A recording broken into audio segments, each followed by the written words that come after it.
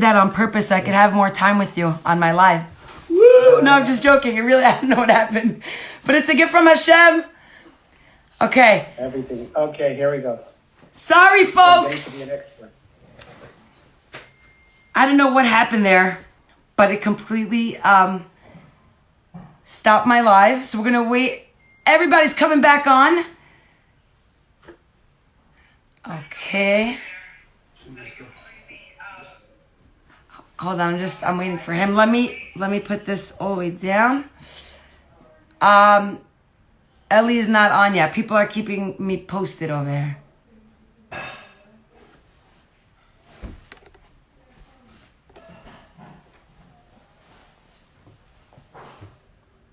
You want to request him like you did before? No, he has to request to be on first. Oh, there he is. All right. Oh, that's going to come onto mine. Could you tell him not to go live? Yes, I invited him. We are back on for an amazing story by Ellie Beer. Ladies and gentlemen, hold on to your seats, folks. It's going to be a bumpy ride. Take it away, Ellie. Okay, so we're back. I was sharing, I don't want to say the name of Pollock because his name is Ellie. So you're going to think I have like a conspiracy here. It's a conspiracy that Ellie should take over the world. Well, you did Daniel, a fine I'm job. We don't mind. We don't mind if you do. Okay. So what happened was, so Ellie called me up and he was trying to elevate my spirits. I was so depressed because I woke up a day after Passover, a day after Pesach, and I was so upset. I couldn't believe why they didn't wake me up earlier. You know, the matzah and the moror and everything. I love it. The kids and afikomen. And then what happened was that I heard a story that actually it took away all my depression. He says that a woman, 90-year-old woman from Bat Yam, the city next to Tel Aviv, next to Jaffa, called and she said she needs candles for lighting for the holiday, and she lights every Shabbos and every holiday, and she doesn't have at home. She was quarantined for so long she didn't have a way of going shopping. Now every organization that was around helping these people brought over food, but no one brought over candles. So she said, "Could Hatzalah bring candles to me?" This is 5 minutes before Shkia, or before a lech benching, you know, before lighting the candles, you know, the time that the Chag comes in. Who's going to go buy candles now? They send out the call on the Hatzalah communication devices that we use. And an Arab volunteer, his name is Ibrahim, picked up the call. He's a paramedic. He's an amazing guy. He saved many, many people. He himself was in a serious car accident. He was saved years ago, and he joined Hatzalah because of that. And he was saved by our volunteers, and he came and he joined, and he's a terrific paramedic. And he jumped on an ambucycle, one of these motorcycles you see all over Israel. And he went to the supermarket, and he bought candles, and he saw a beautiful bouquet of flowers on the side of the supermarket, and he bought that too, on his own money. And Ibrahim, a Muslim Arab, drove to Bat Yam on an ambucycle, went up 3 flights to this woman's home, knocked on the door, and she saw him. She started crying. He gave her the candles. He gave her the flowers. She gave him such a big hug. Oh my God, I'm crying. And when he took his hands off, when she left go, he saw that she was with a number on her hand. She had a number on her hand. Ibrahim, and I met him a few weeks ago, after this whole thing, when I came back to Israel, he told me, Ellie, looking at this Holocaust survivor and giving her the candles and the flowers gave me the strength to volunteer for another 30 years. So when I heard this story, I said, you know what? How could I not think about the future? And I have to fight to get up. And everyone said it's going to be a long process for you to recover and everything. But I heard that story. I said, I'm going to recover fast. And Baruch Hashem, I'm here. Wow, I feel like if that's not what life is all about, I don't know what is. Like that's what I wanted to ask you. Before you went through this whole COVID traumatic experience, you lived life to its fullest. Like you really You weren't just living. You were alive. You made every second count. And then you had, the 18 days, and then they said, no, you're going for more. And then this Dr. Sandberg, right? Joel Sandberg. An Him and angel Adele. from Adele, yes. Angels from Shemaim, really angels. And there was one time approval for a stem cell therapy, right? One time. And it was for Ellie Bear, because that's what it was needed for. And that was your miracle, right? That was the moment. I had a lot of miracles, but that was one of the great miracles. Dr. Joel Sandberg, every day, every single day, would call the hospital and talk to all the doctors and the nurses and see what else could we do to save me. And he did a lot of research, and he found out about the stem cells that were given in Israel, actually, to some patients. He said, how do we get it to America? It was almost impossible to bring it in because of the whole flight situations. And the hospital decided to give me stem cells for the first time for a COVID patient. And the next day I woke up. And no words. It's a miracle. Can't Stem cells are really very much like bone marrow that they give cancer patients. So this stem cell is actually created in the University of Miami, which is an amazing hospital. And I have to say thank you to them and all the doctors and the nurses and everyone there. And they gave it to me. They gave me 2 portions. Now, it's no doubt that I was saved because of the prayers. And the doctors believed that too, by the way. They But told the you prayers, that? They yeah. said, like, this doesn't make any sense. It has to be something bigger than this. Look, I met a doctor there who told me I'm an atheist. I don't believe in God for many years already. And he said to me, your story made me believe in God again. Because there is no other reason why you woke up. Because he says that I never in my life, actually one nurse came over to me, which was the funniest thing. She says, are you the president of Israel? I said, no, why would I be the president of Israel? Yes, I am, actually. I wanted to tell her I'm the president of the United States, but she watches the news. And he has more hair than I do. But I actually, I told her, I don't know why you got this. She said, hundreds of people call here all the time to find out how you're doing. And they praying for you. And she said, so many messages and people send the hospital stuff, which they couldn't bring up. I said to her, listen, I'm involved with this organization that saved so many people. And I explained to her about Hatzalah. And they loved it. So that this whole hospital, everyone was coming to see me and learn more about Hatzalah, which was a Kiddush Hashem. So this doctor comes to me and he says to me, I started believing in a God again because of your story. So that the connection between stem cells and prayers were the reason why I'm alive today. And speaking about being alive, when this whole Corona thing took over the world, people were asking me to start. I never did lives before. You see me, I still don't know what I'm doing. And people were like, we want to learn. And the number one thing everyone wanted to learn about was simcha. I want to be happy. I want to achieve happiness.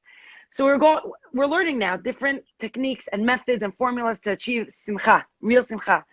And one of the things is to be grateful. You have to be grateful. And it like breaks it down for you. And the first thing that we have to be grateful for, you wake up and you say, I am alive. No, you can't just say, you got to be like Ellie Bear. You have to feel it. You have to mean it. You have to scream, I am alive. Right? And this is what I tell them. Like, so every morning I started doing that. I am alive. And everyone's like, Ima, please cut it down. No. Ima is alive.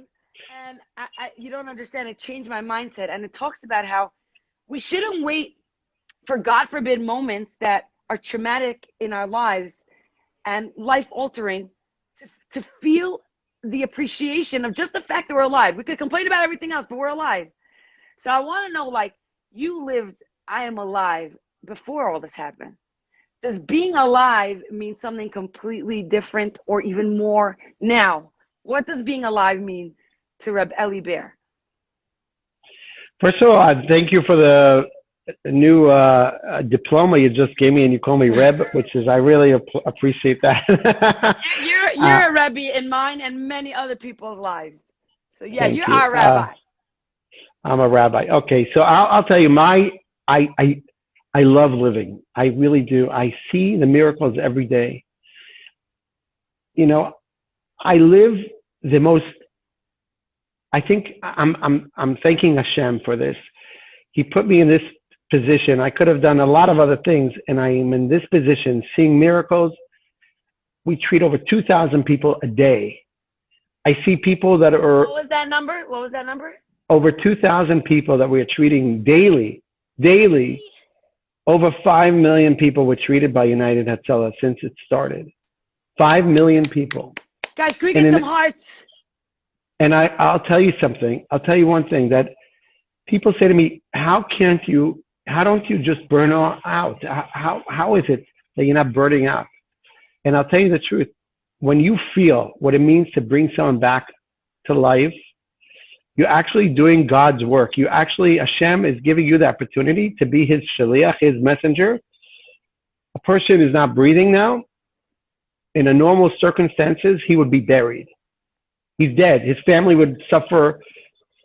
Who knows how many children will be, suffering from poverty and other things that they would have to deal with. And all of a sudden, you are like a mini God. Hashem gives you the power, the strength of a doctor, the strength of a paramedic, a strength of an EMT. Is something that you can't even explain it to someone. When he brings someone to life, it's I think the highest level of giving in this world. And I'm thankful for that. And when I was sick, I was worried I'm never going to do that again. Because for 32 years, that's what I was doing. And I said to God, please, Hashem, give me the opportunity to continue my work that I did till now. It was, when I say, thank God I'm alive, like you say, thank God I'm alive, I want to be saying that for the rest of my life and die very old. And I want to make sure United Hatzalah will continue surviving for not one generation, but 100 generations, till we don't need Hatzalah anymore, I hope. But, Hatzalah is needed every day. And every day I see the miracles. And sometimes you see stories that yesterday we had a child, 2 years old, that I had to talk to the volunteers. They were so depressed. They treated a 2-year-old boy in Hadera. He fell into the pool. The parents didn't realize. In the backyard, they had a little pool. He fell in. And they did CPR. They brought the kid back to life, and he didn't survive. And the volunteers, I called them up, which they were shocked. They didn't hear my voice for a long time.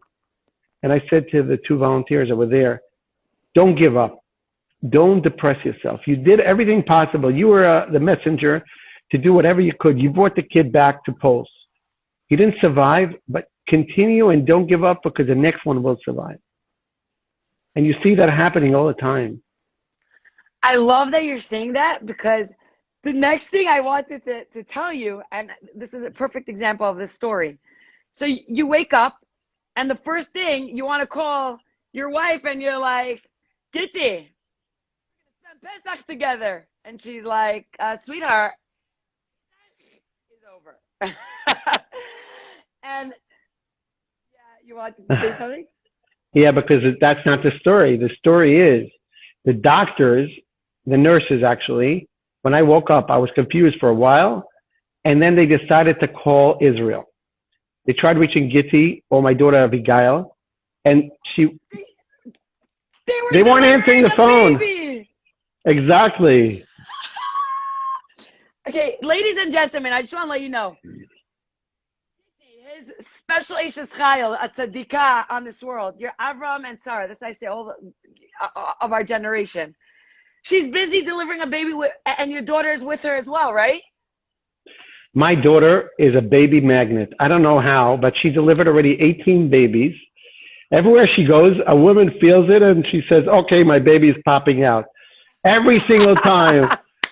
And she delivered like this, and she just started volunteering like a year and a half ago, Abigail, which 18 kids in a year.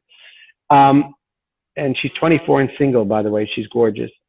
I could tell you, so she went to the call, they went together and they couldn't reach them. And only later I found out. So that was the first part. The second part is They didn't tell me Pesach was over because they were scared that I'm going to have a heart attack. That's how much you love Pesach? Yeah, I love Pesach. I'll tell you why I love Pesach. Pesach, first of all, Purim is a hard holiday. I don't know if you realize how hard Purim is. Yeah. It's like you My don't have last one. name is Adar. I know. Oh, Adar, Trust right. Yeah, exactly. It's a hard holiday thing. You know, you have the whole Mishloach Manos, which is a pain in the neck to send everyone. Oh, he sent me, I didn't send him, this, that. Oh, he sent you a bigger one, now we have to send another one. You know, it just becomes a pain in the neck. Sorry, Pesach. Sorry, Purim. Sorry, Purim, but it's like, ain't nobody got time for that. That's like the epitome holiday. Ain't nobody got time for themes and stuff. Oh, so Pesach is like my day, my week. You take off, you just relax. Sorry, I have someone calling me and it doesn't stop. Sorry. Someone just called me. He's probably upset. He's like, how dare you speak about Purim that way? It was actually Mordechai Yehudi. Mordechai Yehudi called me. He's like, I'm on the live. I'm watching you. Exactly. It says, I watch every episode and this is upsetting me that you say this. So I actually was so upset that they actually lied to me. I mean, it's not a lie, it's like a white lie. They just wanted to break it down slowly. And then I understood, I couldn't believe it because it said Happy Passover on the sign in the room. They write down every day who's the staff and everything. It said Happy Passover. So I said, it's not Passover yet. Why did they put Happy Passover? So I called one of the staff. I said, I don't believe it is. When is Passover? She says, I think it's in 2 months. I said, no, she doesn't know what Passover is. So I had to find someone who knows what Passover until I figure it out. Yeah. That's insane. And so they broke it down for you slowly. But what I loved it, because you said the story of like how you were telling the volunteers, you're like, don't worry, like you got this. You tried your hardest. And then, you hear me? I hear you, but it's between this and this. I'm good now. You hear me now, right? Yeah, there was a delay before. Yeah, I'm sorry. Now I'm better, right? Yeah, because like I made a joke and I'm like, why is he not laughing? Now I'm laughing.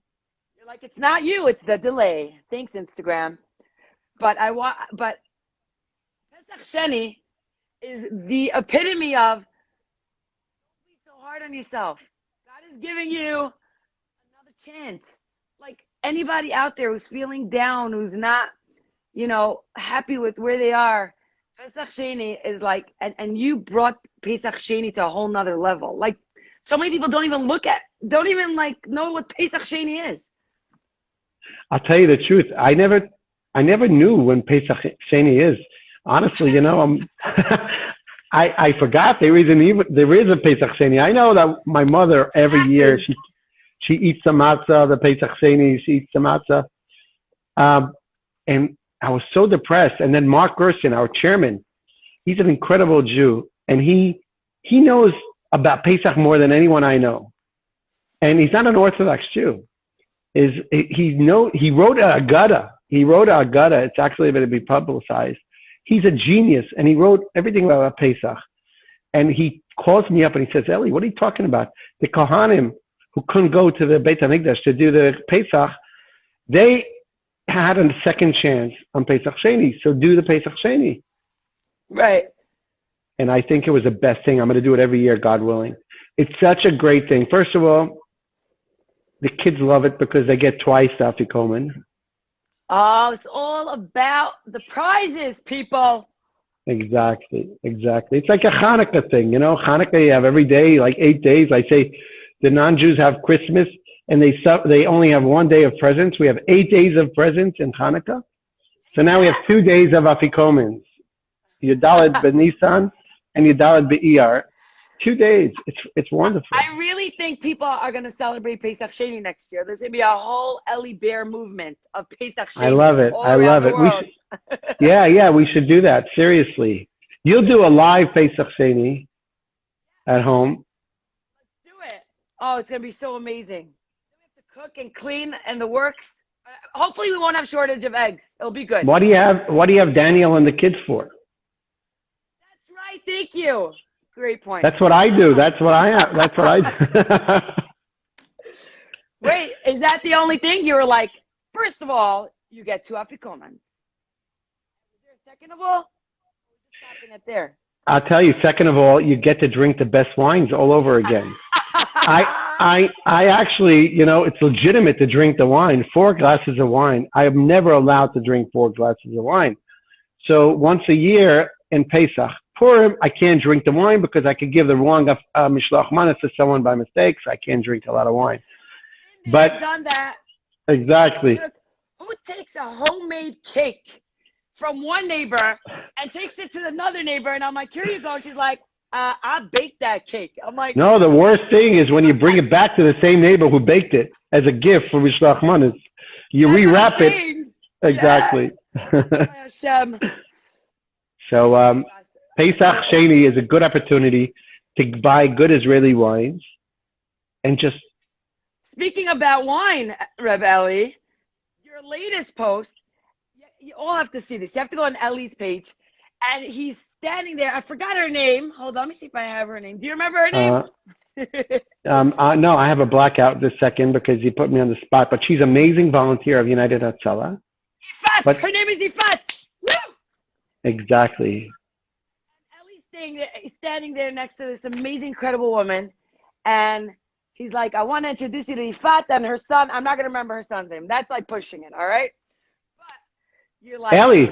No, not Ellie. I see what you did there.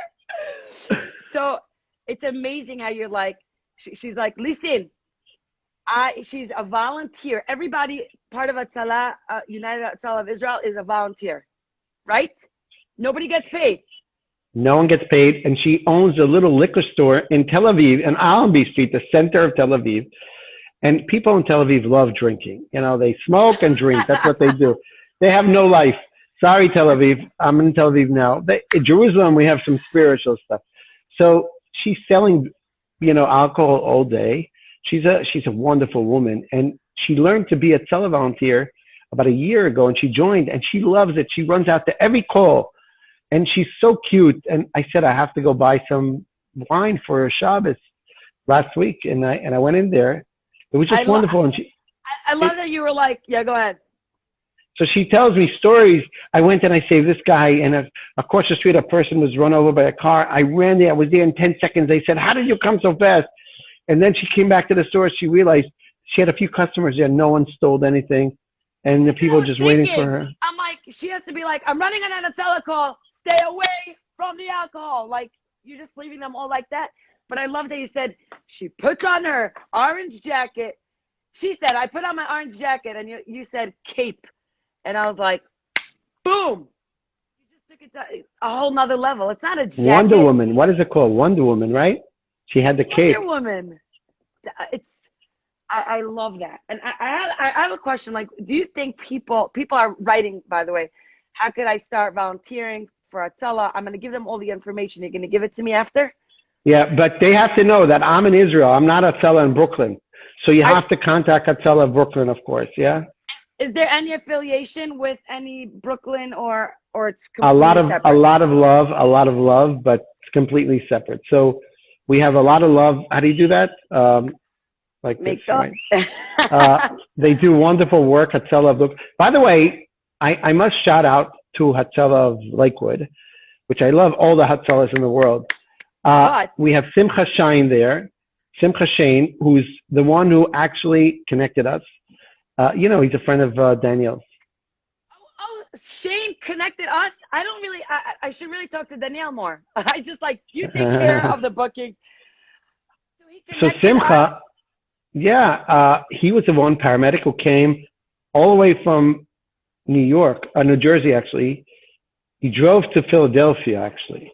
And they couldn't get a flight to Miami because when I had to fly back to Israel, I needed a paramedic and a doctor. So Dr. Zev Neuwirth, who started Hatzalah in Montreal, he's a doctor now. He and Simcha Shane came to take me to Israel. And they were on the plane with me and took care of me.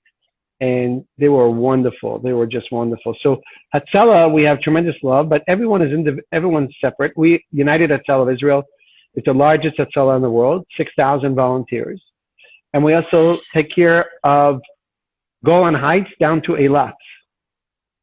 Wow. It's everywhere in Israel. We're not sectors. We're not like, in America, every Hatzalah is separate. Like Brooklyn has 5 different Hatzalahs, I think, 4 or 5. Like Williamsburg is separate. They have one dispatch, but they all individually operate themselves. And you're funded by under themselves.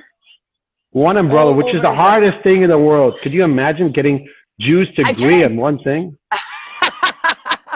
It was, we couldn't even agree on the color of the jacket. It was like. So who picked orange? That's what I want to know. Because I'm hearing a yellow one. I loved orange. Orange is my favorite color.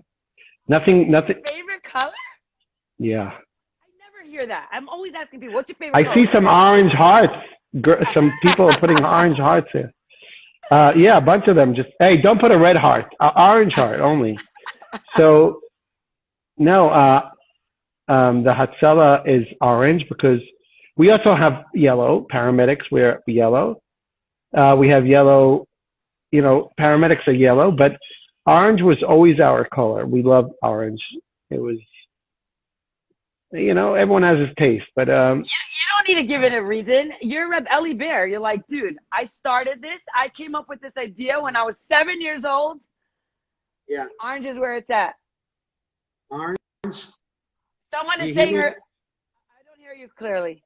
Wait a second, because I got another call. People don't have any respect for this show. 0. I'm waiting for you to come back on. I'm trying. Wait, I'm trying my best. I'm going to call Mark Zuckerberg to help me out here.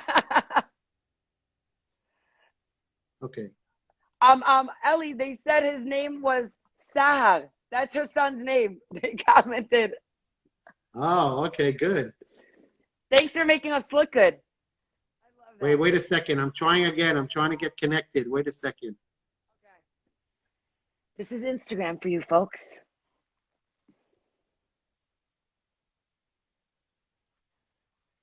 Now I hear you, and we have to invent. You hear me now? We have to invent. Here. We're going to be trillionaires if we invent a block for any call coming in while, Mind you, everybody, we're both on Do Not Disturb. Wait, and I'm going to put on my light because I see I'm dark. Wait a second. Put on your sirens. Yeah, exactly. Here I go. I'm sorry. Okay, I couldn't see you. I'm recovering in Tel Aviv, actually. I'm recovering in Tel Aviv. You have a lot of steps to your house, correct? I have the nicest view in Yerushalayim, the nicest view, but no elevator. So I had to recover here in Tel Aviv. Luckily enough, I know a few people here. And one of them is Menachem and Ruti Oren. They live in Tel Aviv. They actually own the Royal Beach. They owned it. They sold it in Tel Aviv, the nicest view. So I'm watching the view while I'm watching you. That is, oh, wow. My view is a white wall. It's beautiful. Welcome to Brooklyn, New York. But we have a curfew tonight, 8 p.m. Do you know that, Rebelli? I feel very bad of what's going on in America. I don't want to be political, but I think it's just sad what people have to go through. You had such a breakout of corona in America, and especially New York, and now these riots. And I just think that I have nothing to say. It's so sad to see what's going on. It's so sad. Well, this is what you say. United Hatzalah of Israel. It's all about unity. At the end of the day, we're all one, humans. We got to love each other. We got to respect one another. Talking about love, I want to talk about Jersey City, okay? Yes. I'll tell you about Jersey City now. We have 200 volunteers, and we started United Rescue. It's called United Rescue because 90% of the people that joined United Hatzalah in Jersey City are not Jewish. So we actually started an organization in Jersey City because the mayor, Philip, is a good friend of mine and Mark Gerson's. and asked us lower response time in Jersey City to save more people. He came out with a notice through Instagram, I don't know, through Twitter or whatever it is, and 1,500 people registered to be volunteers. We had screening and everything, and we trained hundreds. Now we have 200 active volunteers, and even during the riots, and even during Corona, and even during everything, that's called love. And the beautiful part about this, you have there every type of person. You have African Americans, and you have Hispanics. You have people from Dominican Republic. You have people from everywhere, and also about 15 Hasidim. I love that. I love that. And I'll tell you one story that I remember, and I think that's a Kiddush Hashem, that one of the volunteers, a woman who's not a Jewish woman, she volunteers, she's very active. Her husband had a heart attack and passed away. And she didn't have money to bury him, to make a funeral, whatever it is. One of the Hatzalah volunteers, United Rescue, it's called. We called it different. We didn't want to confuse people with Hatzalah of New York, of New Jersey, so we call it United Rescue. And one of the volunteers, of the Hasidic volunteers, went ahead and he raised money, a few $1,000s that they needed for this, and he did the whole help for the funeral for this woman's husband. And I said, that's a Kiddush Hashem. And they had a funeral there, and the volunteers came, and it was just amazing to see this. And that's what we need. This is what's happening now in New York, is an example of why we should have more organizations like this uniting people and protecting people. Yeah, and like that is educating us that it can be done. You just need people to act. Yeah, and I want to thank this person who put a bunch of orange hearts here. I don't know who it is. I can't see without my glasses. I have my sunglasses, but I don't think I could see with. I can't see with. It's too small. There you go. What time is it in Beret Israel עכשיו? 7? Now it's. Let me just look here on my watch here. It's 8:10. Well, Shmone v'asara. Did you just say asara with an ayin? My name? No. Even so, my daughter's marrying a Temani. Yeah, welcome aboard. Could you imagine? My daughter's marrying a Temani. He's the greatest guy. He's a great guy. He's such a wonderful mayor. His name is wonderful. She's 19. Oh, mazal tov. And yesterday, by the way, officially yesterday, she was supposed to be married. They pushed it because of what happened to me. They didn't know if I'll be alive or whatever, and they pushed it to August. Okay, Bezrat Hashem. Everything at the right time. As long as she's marrying a Temani, they make the best out of every situation. You could get married next year. Yeah, and by the way, their matzah doesn't break your teeth. I think they did it because they wanted to save money on dentists. Their pita, we're literally eating pita on Passover. Yeah, it's awesome. She's gonna be a happy girl. You can eat whatever you want on Pesach. I told her she could eat hummus and rice and all these things that we don't touch in Pesach. She could have. You just said hummus. Okay, hold on. We literally, like, the countdown is starting. Okay, so I only have not that much time with you. You just said hummus. Okay. I'm like, boom. Okay. Ellie Bear, because we have a lot of young kids, and a lot of people are going to see this later because New Yorkers can't watch us now because we're all like in middle of a day. Yeah, they'll probably go in 8 o'clock tonight when it's lockdown. They can't go out, so they're going to watch this. Yeah, they're going to have nothing else to do. So you're welcome, folks. We're here to keep you occupied. But you were how old? 7 years old, walking with your brother. Wait, can I just backtrack? I heard this on a TED Talk. Now, Ellie Bear doesn't just come onto the stage like everybody else. Like, hello, my name is so-and-so. You come on with, what is it called? Cycle. Exactly. I don't go anywhere without my ambi-cycle. Yeah, you're like, I'm not doing a TED Talk. I don't care if I break your stage. I come on like a boss. And mission accomplished. Yeah. Awesome. It was amazing. It was unbelievable. I was afraid because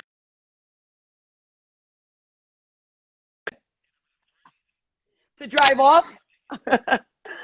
I was afraid it's going to be the most wildest YouTube in the world, seeing me like fly into the crowd with an ambucycle.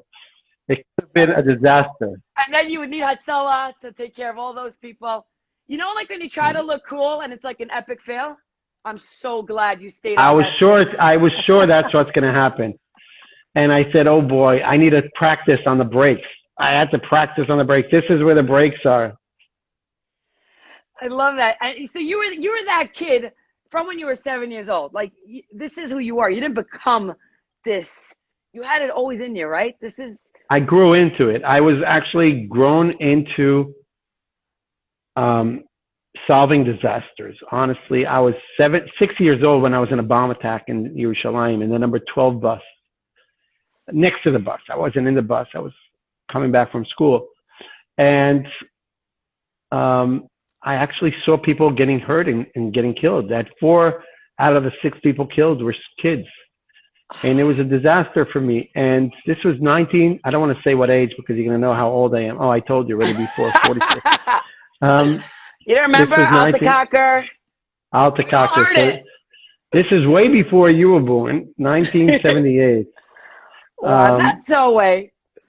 Yeah. So this was a bus that blew up, and the PLO arranged that. Yasser Arafat, of course.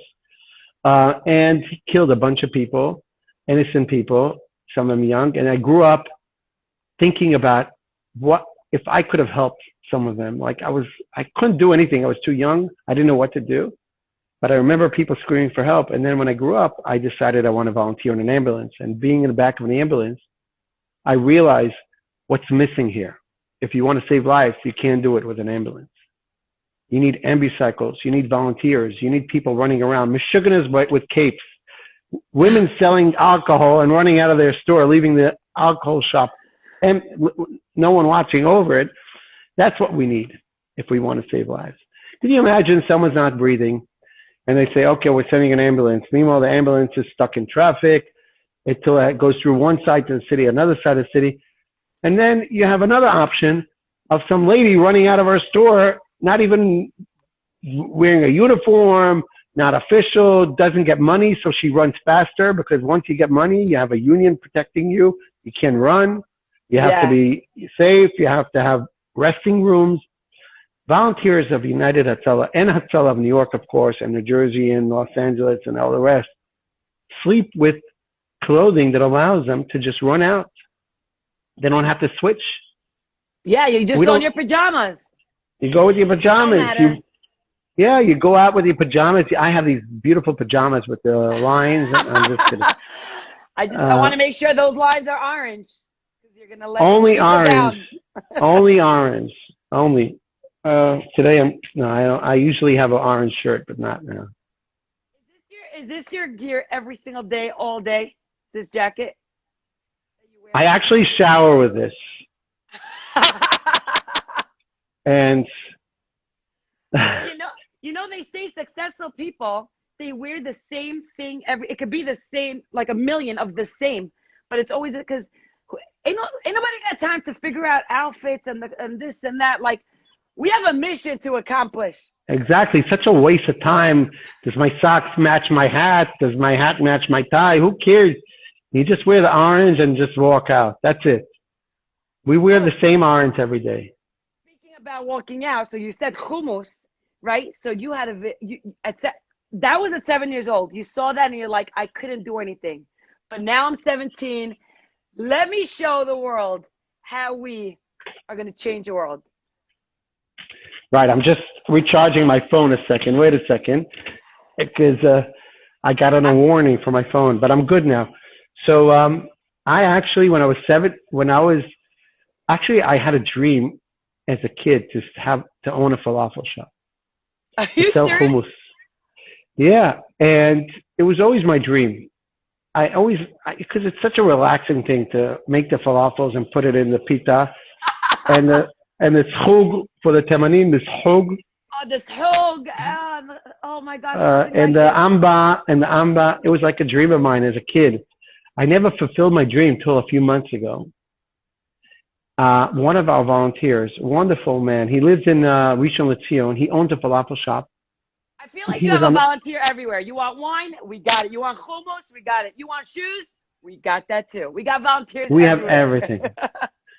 I'll tell you something. This volunteer, he owns a falafel shop in Rishon LeZion, somewhere in that area. Anyways, he was on the way to a call, and someone crashed into him. He was on the way to a call with a motorcycle, and someone crashed into him, and he had a serious accident. And I was devastated because 3 years ago we had a volunteer killed on an ambicycle on the way to another call next to the Waldorf Hotel. Aye. And I was so devastated from this. I called his wife, and she was crying. I said, "How could I help? We're one big family. How could I help?" She says, "I have nothing. We need to save him." So I said, "Listen, we're going to do everything possible." I said, "What did your husband do?" She told me he has a falafel shop. So I said, "What are you going to do with the store?" She says, "We have to shut it down. We have no choice." I said, "Don't shut it down. Hatzalah is going to take care of your falafel shop. And I'm going to go myself and work there a whole day." I didn't tell her it was my dream. Yeah, I was But going to actually- say, like, she doesn't know that you're actually wanting to do this. And actually, we got hundreds of volunteers to register for shifts at the falafel shop and sell falafels. Yes. And we saved that falafel shop and the family, and we were helping them financially too. The organization And was helping them. I'm sure, like, word got out, like, Hatzalah is taking over this falafel shop. People came in by the dozens, no? Yeah, but I'll tell you something. A few months ago, this way before the corona, this thing happened, and I went there, and I was, I'm not from the area, so I don't know the area, and it was very slow. I guess they have peaks, when people go to work for breaks and stuff like that. It's like in an industrial area. So I was upset because I want to sell these falafels for this guy. One guy comes in, and he heard the story why I'm there. He says, "What are you doing here?" I said, I'm here to help this volunteer. So he gave his credit card, and he says, "Charge me 10,000 shekel for the falafel." Stop. I said, Oh, my "Wow." gosh. I said, "What an amazing person." So I put the credit card, and I put 10,000 shekel. And it was amazing. And then I saw no other customers are coming. So I went outside, and I stopped cars wearing this. I promise you. הלו, אתה לא רעב? בוא, נכין לך סנדוויץ'. אתה Exactly. פתרת משהו כזה I'm בעולם. aggressive. Whenever I do something, I'm aggressive. So I said, it's not just sitting in the store. We have to do some promotions. So I went out and I stopped, and I remember this Arab guy with his worker. He's an electrician. He passed by with his truck, and he sees me. He got scared of police, and he put down his phone. He thought I'm going to give him a ticket. I said, Buy falafel. Okay. I said to him, "I just saved you 1,000 shekel ticket. Come buy falafel." He parked, and he came, and he bought falafel. And I told him the story. Why I'm here and I'm doing this. So he says to me, "You know what? I'll buy a few more portions for his other workers." He was going to his, where he's working. And it was just a beautiful thing to do, a chesed thing. That's the thing. Like, you have that, you said you gained it over the years. And I want to send out that message. Everybody has a koach to change the world. And so many, like, often tell me, doesn't matter what age. I get messages from adults like, I'm a mother, I have kids, I'm getting older, I feel like I'm not accomplishing, I want to make a difference. How do I make a difference? And it doesn't have to be on a big scale. But, you don't have to be the Ellie Bears of the world.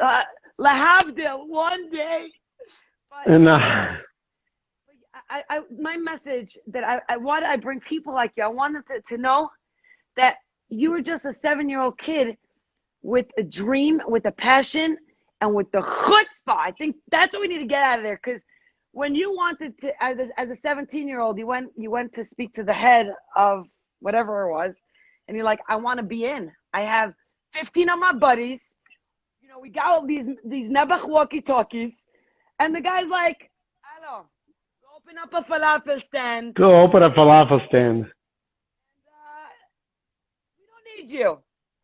When, like, you turn around and you're like, "I'm going to show you how great I am. Watch me." Was that a moment? It was. First of all, when I was selling falafel, I was thinking about that man, the head of the union. And I said, now, not only we have Hatzalah, we also have a falafel store. Falafel for 10,000 shekel, folks. Exactly. But I'll tell you something. The chesed part is something you get addicted very fast if you do it. people don't realize what you said that before. When you do something for someone else, you gain more than that person. Up. It's 100% true. I know people, it could be from Jews and non-Jews who are doing chesed in their churches, in the mosque, in the shuls, everywhere around. They're doing chesed. Why do they continue? Because they getting more from it. And people say, why are you doing this? Why? I said, try it. You'll know why I'm doing this. Try this once. Yeah. Do it l'shem shamayim once. You'll do it 10 times after, or 100 times. So kids who are watching you, and this will be my message before I lose my voice completely, I want to say to all the kids and mothers and fathers, and of course everyone, train your kids to do chesed when they're young. Take them to see organizations. Take them to do mitzvah projects for their bar mitzvahs. Everyone's having a bar mitzvah. Now it's on Zoom, but normally they're having, who's going to have a bigger bar mitzvah? Who's going to have a bigger event, party, birthday party? You know what? You should fight who should do more chesed, who should raise more money for organizations, United Hatzalah, but others too. And you should do these things with your kids, because thank God I have my children who are trained to do chesed, and they learned it from their home, because we were an example of that for my kids. They didn't learn it from themselves. Take your kids, take them to a soup kitchen to pack packages, take them to Hatzalah, take them, we have visits by us, or I'm sure New York Hatzalah have us, so take them to do good deeds in places. You know what? And now if they're not old enough, they could be the dummies for you. You know what I will tell them now? Everyone, all the kids who listen to me, they like selling lemonade, right? Why don't you just make lemonade and give it out to policemen now who are running around the streets now to protect you? Give lemonade to policemen or anyone who needs a drink. Just do it for chesed. You know what? It's a great thing to do. I'm just throwing ideas, because people need that little gesture, and they would do back a lot. And we don't know what that gesture, how far it's going to go. We don't know what a day or what a life that person is having. And that cup of lemonade could make them make lemonade out of the lemons that are being thrown their way in life. Exactly. And then one day they could volunteer in United Hatzalah. It all comes back to United Hatzalah. And we could switch their name to Ellie if needed. We could hook you up, guys. We get an orange jacket, change your name. I love that. I love that we're ending off like that. And I'm B'ezrat Hashem, I'm going to try to do something as well, because people are like, Shimi, you got to speak up. What's going on? I feel like that's the only way. That's the only way, just to bring sunshine into a very, very dark world. And sometimes all it takes is a cup of lemonade. Shimi, could I ask you a question? Bring it on. So, they shut me. They shut us. My Zoom shut. I don't know why. But let me ask you, Shimi, what's your full name? What's your full name? Shimrit. Thank you for asking. My mother. Okay. My mother. I'm breaking my head. Where's Shimi coming from? Shimi. Shimona. Yeah. No, you know what the thing is that when I came to America and I started going to like Ashkenaz schools, they're like, "What's your name?" I'm like, Shimrit Danino. They're like, "What's your first name? What's your last name?" I don't get it. So they're like, I'm like, Shimrit, it's simple. Shomeres? I'm like, not Shomeres. Shimrit. Shimris? I'm like, just call me Shimi. And where did you grow up? Where did you grow up in Israel? Netanya, Kiryat Nordo. Netanya. You know what we used to say about Netanya? No, it was jokes, but I can't remember it. But Netanya but it's one of the nicest cities now in Israel. They make the nicest people. I'm not going to lie. That, it's just all around beautiful. It's such a beautiful city. I love Netanya. And some lady donated an apartment to Hatzalah. She lived in Netanya. Wonderful lady. And she owns this apartment in the Ramada Hotel in Netanya. She could use it three months a year, and she doesn't use it, so she donated it to the thing. Not to me, to the United Hatzalah. So eventually we're going to, after things relax here, people. So another lucky person is going to we're thinking of either doing a raffle, someone should win it, or sell it, because we need the money to save lives. Okay, so you let me know. I'm gonna share the raffle, get more money. People, we need your money. I lost all my Zoomers. Exactly. I lost all my chingers. But Ellie, I want to thank you from the bottom of my heart. I know the whole world is like, Ellie Bear, we want you on our live. And you chose to come on the Shimmy Shmooze. Hadul Hashem, thank you. I'm literally honored and humbled. I have one question for you. When you came off that plane, I mean, not the plane, when you got out of the hospital in Florida, yeah? And you came out and you came out of the ambulance and you were greeted by hundreds and hundreds of ambulances and people. This lady was like, I love you, Ellie. I love you. Heard that in the background. And I'm like, what is going through your mind? Are you like, I'm on so many meds right now? Am I tripping? Is this real? I had a moment that I thought it was my funeral. I really did. Oh my God, that's scary. I was scared. I was pinching myself and saying, is this real or just a funeral? Because it was made like so organized. I didn't even know about this whole thing. Danielle David, who is our representative in Miami, arranged it together with some incredible members of the community. Tila Falik, from maybe she's watching us. And they arranged this whole 300 cars in Miami passed by my ambulance that I was in and said, I love you, I love it. I said, maybe it's your funeral. And then this whole thing in Israel with the ambulances and the cars and the whole thing. I said, don't ever do this to me again because it's not my type. Because I felt so embarrassed. And then Bibi Netanyahu called me up and he says to me, Ellie, you got a bigger welcoming than any president ever. No, Donald Trump, when Donald Trump came to Israel, he got 50 people waiting for him and, in suits and everything. No orange, no nothing. Here I had a whole ceremony. I said, this is it. I don't want to do it every time I come back to Israel. White. Exactly. Wow. I give you a bracha that you should always have a keter Shem Tov and you should always be on the giving end. You and your wife, you should never have to take from anybody, ever Amen, again. Amen, amen. And you too, and continue your great work. The truth is, when I saw your show with Ellie, I said, what an energy you have. You have such a great energy. And you should continue giving that great energy to other people and continue making people happy. That's what it's all about. Ladies and gentlemen, be the reason people smile. You heard what Ellie said. Let's go make some lemonades. Exactly. We're going to change the world. Ellie, you know I was supposed to be in Israel right now? In 15 days, I think they're opening the flights. I'm not sure, but that's what I heard. But you should come. And get hooked up. We should, how do you say that in today's language? Hook up or whatever. When you get to Israel. And come visit Hatzalah. We'll make a show from Hatzalah. Love to, but I feel bad. I was supposed to do a bat mitzvah for 400 orphans from an organization called Zelazeh. I do it every Shavuot. And this year, Pesach Sheni, here we come. Second Shavuot Sheni. Shavuot Sheni.